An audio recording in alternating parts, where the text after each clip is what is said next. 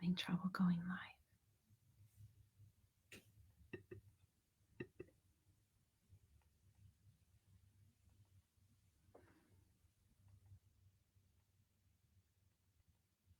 This is strange.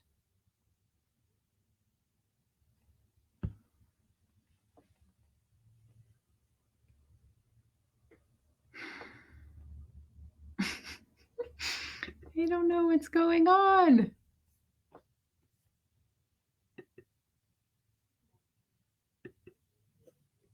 That's not what we want to do. Having trouble connecting. Internet. We're on the internet.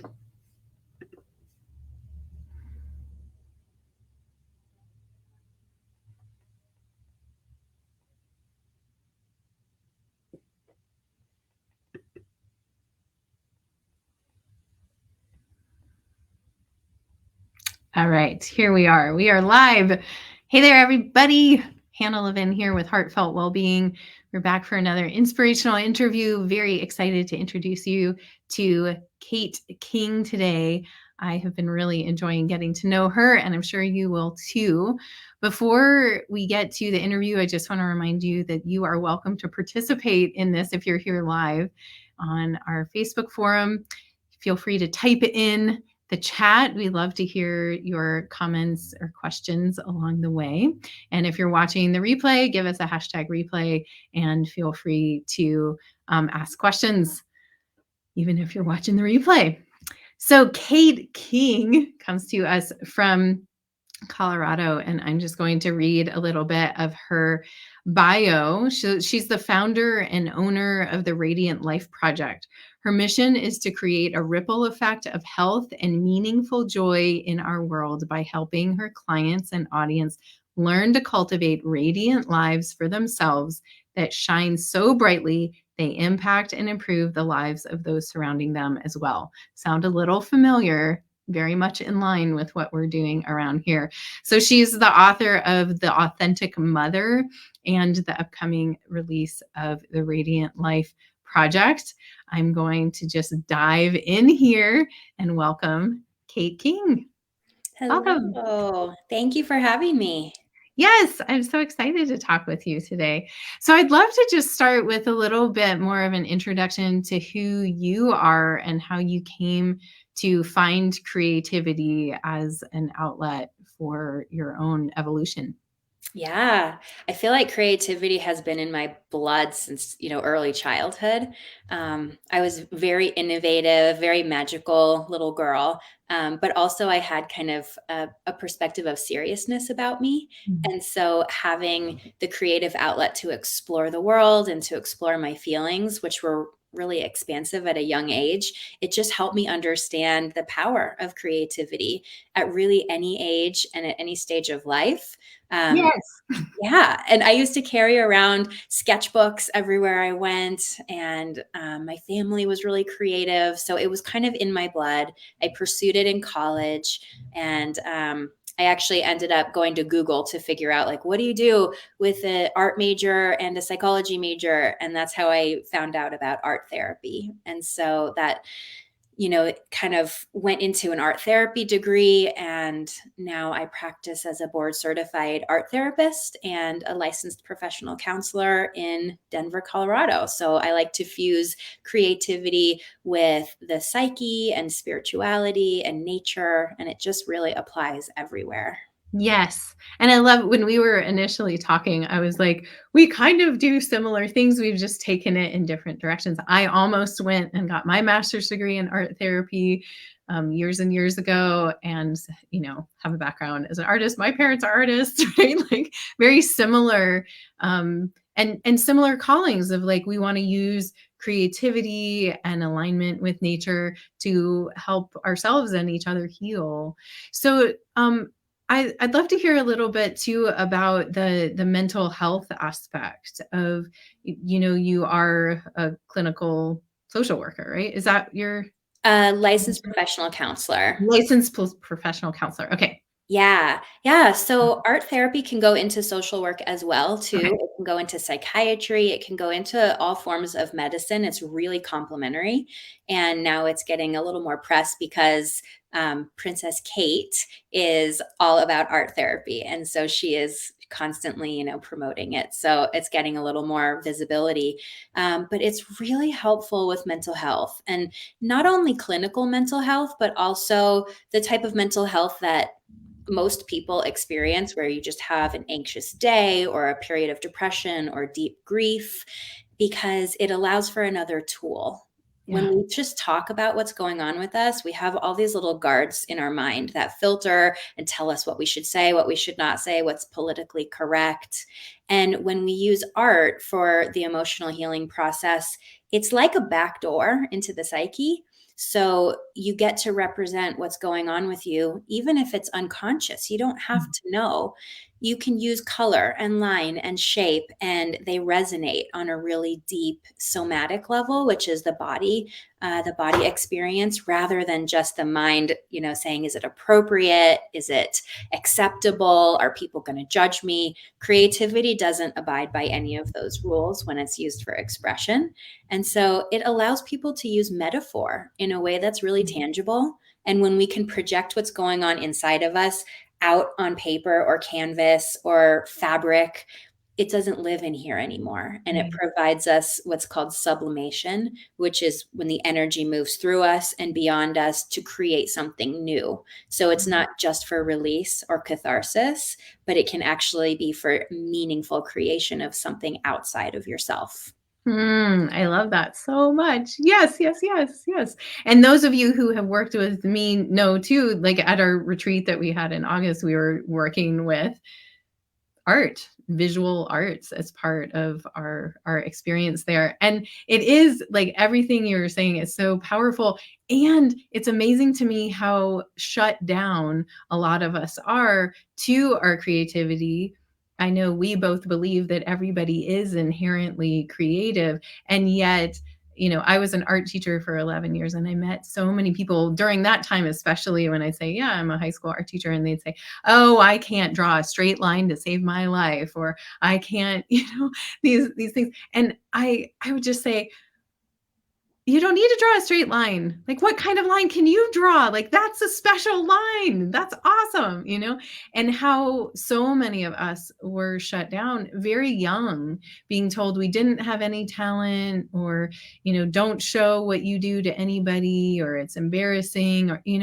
And can you talk about that a little bit, maybe from the side of creativity, and also from like Mhm. the therapist side? Absolutely. There are so many people who come to art therapy and they're really self-conscious, and Mm. they tell me, "Oh, I'm not here for the art therapy part. I just want the other types of therapy you do because I can't draw and I don't really know how to draw." And a lot of people, an alarming amount of people, have told me about kindergarten experiences with Oh, with school art teachers that told them they were bad at drawing or oh. said that they're not artistic. And when you're so impressionable and you're just little and all you want to do is make stuff, and somebody tells you that you're bad or wrong, it really creates narratives that last a long time. And Yeah. so when people are willing to come to art therapy, even after an experience like that, and they're willing to just sit down and draw lines or play with chalk or just use shapes and colors without needing them to look any certain way, Mm. it's deeply reparative.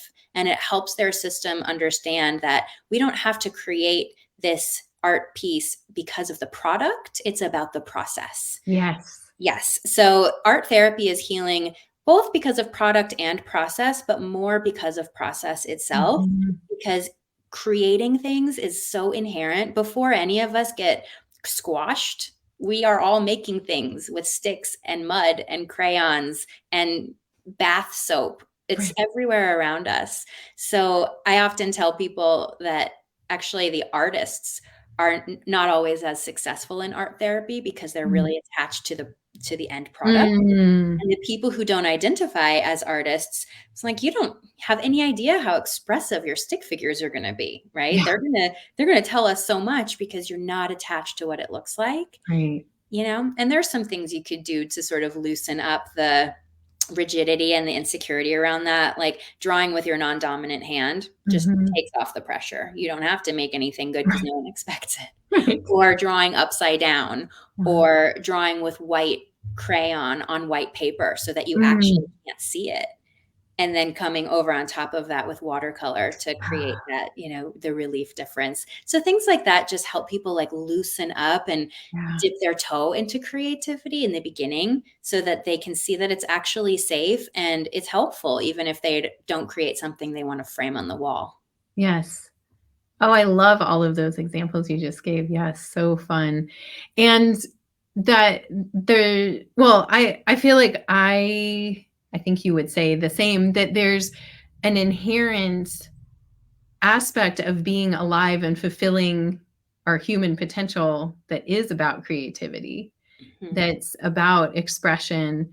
And so we sing or dance or Mhm. and how much that brings a lot of folks into a place of discomfort, and how that place of discomfort is such an opportunity to expand your sense of self, Yes. that you're no longer the person who doesn't dance, or no longer the person who won't sing, with everybody else, or pick up a marker or whatever. And that expansion is really freeing. It kind of makes Mhm. you go, well, what else is possible? Right. And I think it's important, to your point, to really make sure people understand that creativity does not have to look like visual arts. It could be Right. music, dance, it could be gardening, it can be Cooking. traveling, cooking. You can be creative doing anything and everything, because it's not something you do, it's a Yeah. mindset you hold while Yes. you're engaging in the rest of your life. There's an open-heartedness, a curiosity, and open-mindedness that allows, even the most, technically non-creative, if you think about an accountant, or, someone who's, I don't know, a toilet plumber, like, you can find creativity in anything you do as long as you have that mindset. It does not Right. have to come with paints and markers. Right. Wonderful. So along those lines of kind of interpretation and seeing what we can see, you created a deck of cards that Mhm. people can use to help with reflection. Yeah, so Kate's showing. Will you tell us about those and give us an Yes. opportunity to interact with them? I actually just redesigned this deck. This is the third generation of what I call the Ink and Wings Oracle deck. And what's really cool about this one is that I designed a QR code on the back, which gives you the card meanings.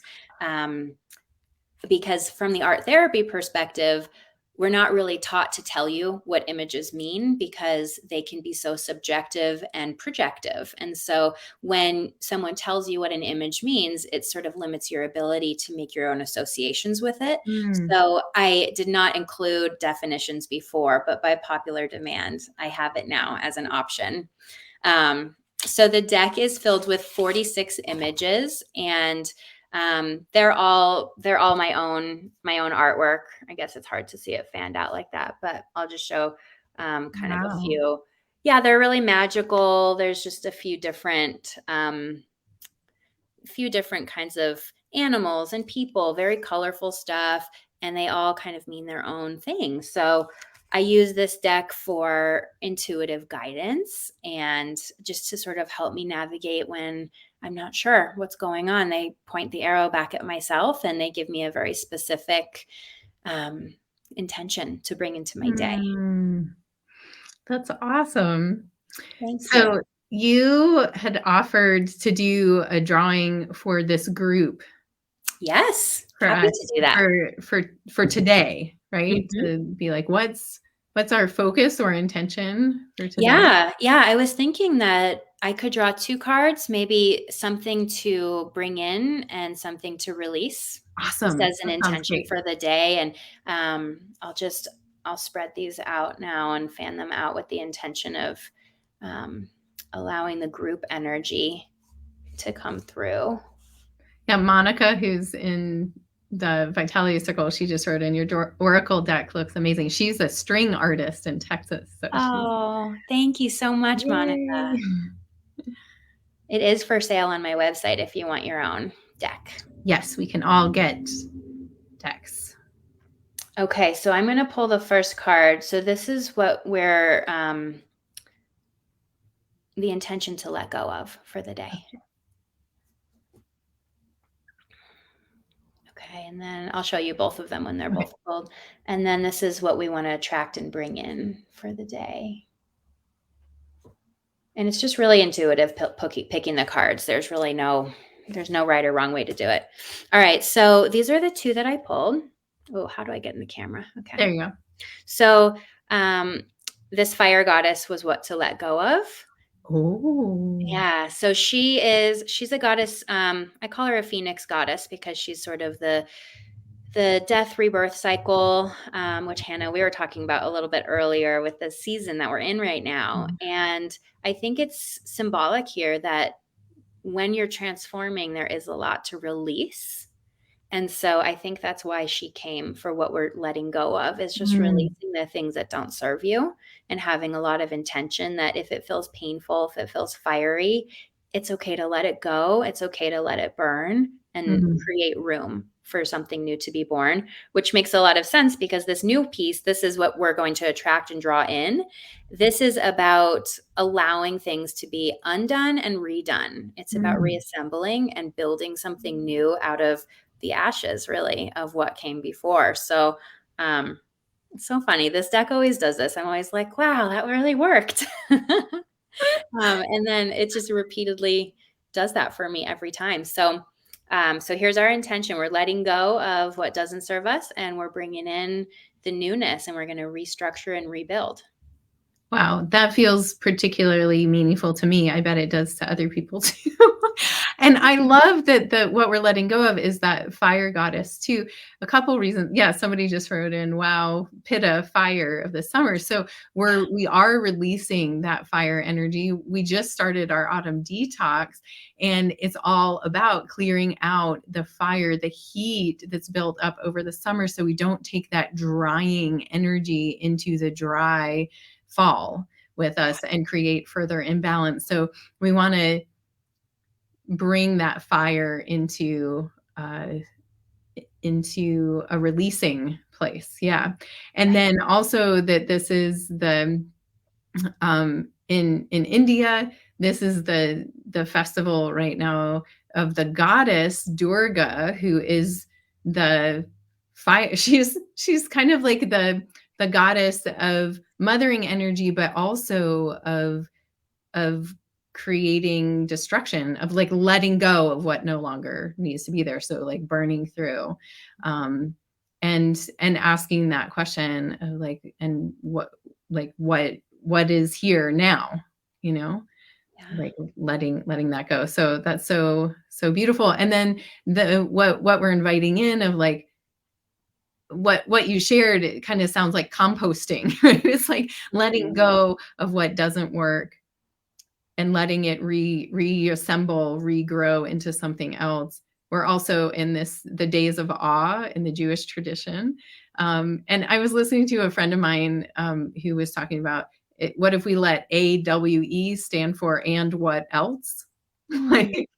like, and what else, wants to come forth, or and what else do we want to let go of? And what else can be recycled? And so wow, that's so inspiring. It's really such a magical deck, and Yeah. every time I use it, I try to pull every day, Uh-huh. and every day I'm like, "Oh my gosh, it worked again." It always works. I guess you could see that there's even a skeptical part of me Right. with my own creative process, even after all these years. So I say that to exemplify for those of you listening that you don't have to be all in on anything ever. Yeah.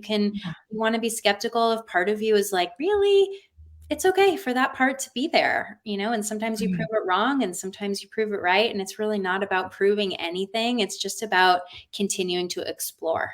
Yeah.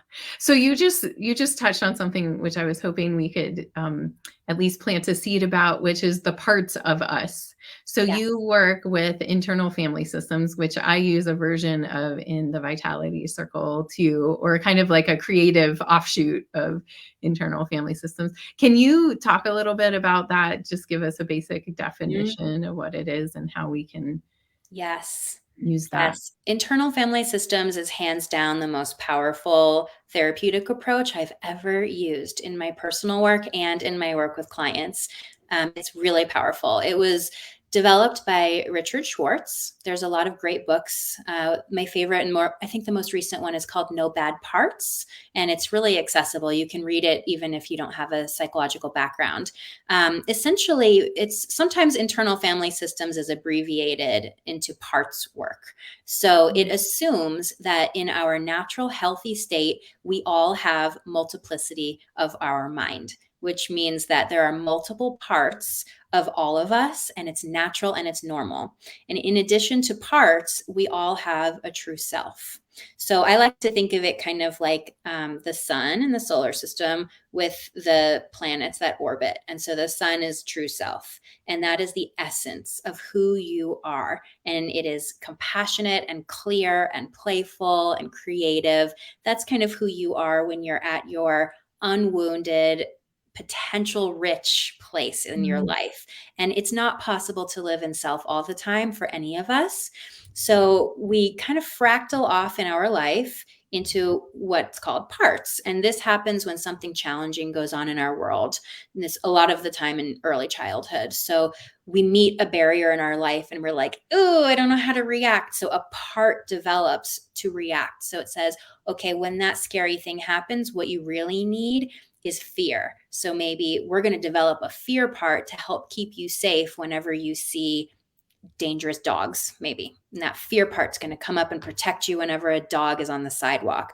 And it kind of it orbits right in front of self. So you can't see self anymore. You can only see that part. And so what happens over time is that even as we age, we grow, we develop, we don't need to be afraid of dogs anymore. That part doesn't know that we're older, we're more capable. So it'll continue to function in the way it needs to function to protect our system. And so internal family systems work is about identifying the different parts of us that serve different functions, whether they're managing our world by making us really organized or really perfectionistic. Most people, particularly women, have really strong perfectionist parts. And these parts are all just doing the best that they can in a world that they think is really unsafe to keep us safe. There's also protector parts that aren't really there to organize our world. They're just there to put out fires. And so that's more like the numbing, the addiction, the impulsivity type of parts that are like, oh, this is really uncomfortable. Where's the bottle of wine? I need that to numb this out. And there are also parts called exiles. And those are our wounded parts that we say like, oh, it's too scary, it's too fragile, it's too overwhelming. So we're not going to feel that thing. We're going to put that wounded child part or that wounded lover, whoever got really hurt, we're going to put that part way down in the basement and we're going to surround it with a bunch of protector parts so that we don't ever have to feel that fragile energy of the exile part. So in parts work, we try to come back to self. So self is not, the point is not to get rid of parts. The point is to reintegrate them with the system in harmony and balance. So if we can look at our parts from self and we can say, oh gosh, that protector is working so hard to keep us from feeling that exile energy. Wonder why it would be doing that. And approach it with curiosity, approach it with compassion. Then we can befriend our parts and we can help them talk to us about why they exist and what their message is and what they're protecting us from. And we can actually free up, it's called unburdening in IFS. So we can unburden those parts and help bring them back into reintegration. So the final goal of IFS is harmony and balance in the system. Awesome. Thank you. That was a fabulous short introduction to IFS. Yeah, and we work with that. Those of you in the Vitality Circle watching, this is the inner council cards. So we do this as a creative process and give each of these parts names and some sort of artistic expression, which is really fun. And then we can kind of say, oh, that's a part of me. And it is really, really powerful. So one part of you is that you are also a mother, and that as your life changed by becoming a mother, you saw how art could help you and other people, and you wrote a book. Can you Yes. share a little bit about that? Yeah, this is my book, The Authentic Mother. And this did not begin as a book. It began as a journal of how hard motherhood was at the beginning. Um, the child that was born that kind of helped me birth this book is now 9. So I've got, almost a decade of space since I wrote it. But it just, I came back to creativity when motherhood was hard and when it wasn't what people said it would be. And I didn't feel supported and I didn't feel comfortable in my body.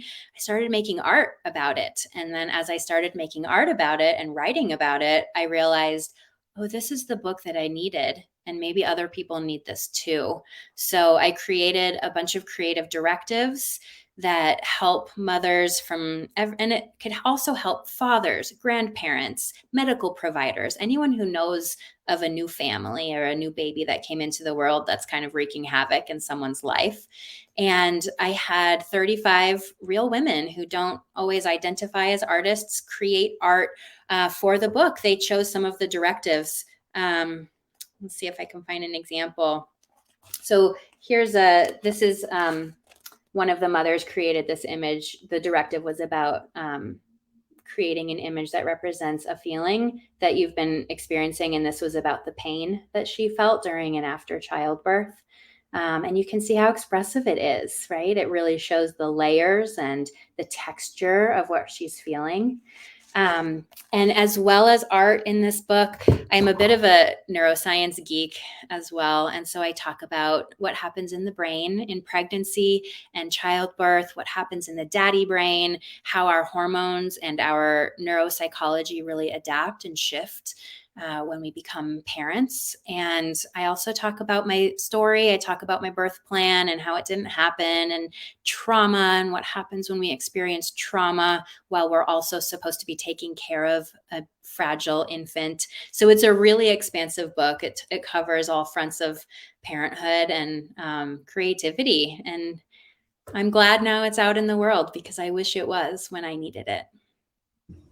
Yes, sometimes what we end up creating is what we wish we would have had. And yes, it sounds like a great gift to so many people now. And it is a big transition to be a parent, and it changes your world forever. And a lot of people don't acknowledge that in our culture, strangely. It's like, Right. let's just have a baby and get back to the way things were, but they can never go back to the way they were. Yeah. So the transformation is real and powerful, and it's great to have tools to process it. So thank you for creating that. And you have another book coming up, right? Yes, I'm in the process of submitting it to publishers now. It's called The Radiant Life Project. It's a masterclass download of my 15 plus years of clinical experience mixed with my personal healing journey and different case studies and the combination of creativity and authenticity, integrity, aligned relationships. So it's a work along book. It has embodiment directives and experiential stuff throughout the text so people can kind of work their own healing as they're reading it. And I'm so excited about this book. It feels like it came through me, honestly. Mm. And I'm just really, really proud of it. Yay. It's another thing to birth into the world. It's very, Yeah. very powerful. Can you give us a, an invitation for a practice that we could try on our own? That's Hmm. getting inspired by you today. Yeah, I'm going to offer a creative directive that would be accessible whether you have art experience or not. This is something I've done with my father-in-law, who's an auto mechanic. So, like, anyone can do this. It's called the scribble drawing. And all it requires is a piece of paper, a large piece if you have one, otherwise, any size, and a couple of different colored markers, crayons, pencils, paint, whatever you want to use is fine. So the first step is to hold one or two colors, one in each hand, or you can just do one if you want, and close your eyes and just scribble on the page. and give yourself like 30 seconds of scribbling and have fun with it, or get out energy, whatever you need to do. And then after about 30 seconds of scribbling, put the piece of paper down on the ground and walk around it, and consider like you're looking up at the clouds looking for shapes in the clouds, but you're looking down at your scribble looking for shapes. And it's really projective. Things will pop out at you. They might be strange things. I've seen a duck. I've seen an infant, like a fetus. There's all kinds of things. And just consider it like cloud watching, and don't judge what comes up. And then whatever you see, you may see different things from each orientation. Pick your favorite, and then you can amplify it, bring it to life with your materials and add color. You can add a background, you can add writing, but just take what was once a one-dimensional scribble and bring out whatever has come. And then based on whatever comes through, you can write about it. You can even dialogue with it, which is you would write a question to the piece, and then you would respond as the piece, and you can have a whole conversation just like that. And this way you are planted right in the middle of your unconscious mind, learning more about yourself. So cool. I want to try that.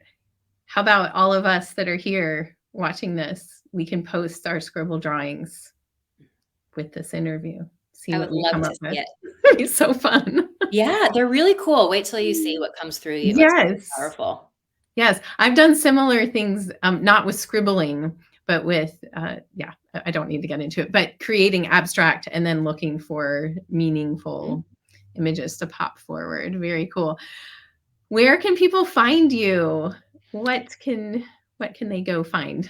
So my website is a good place to keep up to speed with my retreats and my workshops and my creative offerings. I have a newsletter there as well that'll kind of keep you up to speed. So my website is theradiantlifeproject.com. I'm also active on social media at The Radiant Life Project on Instagram. I have a YouTube channel, LinkedIn, Twitter, Facebook, all the things. Pretty much if you look up The Radiant Life Project, you will come to me. And I've got a lot of really cool, exciting things coming up in the forms of, different retreats and workshops and offerings. And I would love for your audience to be a part of it. Wonderful. Well, thank you for sharing all of your good energy and encouragement with us today to use creativity for our own healing. It is very powerful. So thanks for being with us. And we'll look forward to how we can express ourselves more creatively. Post your pictures, everybody. Thank you. Thanks for having me. Take care, Kate. Thanks so much. Bye.